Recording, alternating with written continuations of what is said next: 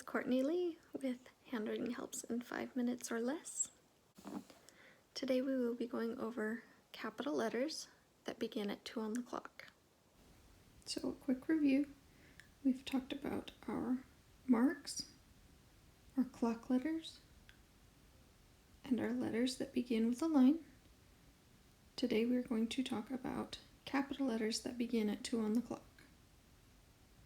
The first one is a capital C. We start at 2 on the clock. We curve around as we can, and stop when we get to 4. The next letter is a capital G. Start at 2 on the clock, curve around. When you get up to the midpoint, you bring it horizontally in. The next one is a capital O, which is starting at 2 on the clock, go around to stop when you get back to 2. I didn't like that, so I am fixing it, which is okay to do.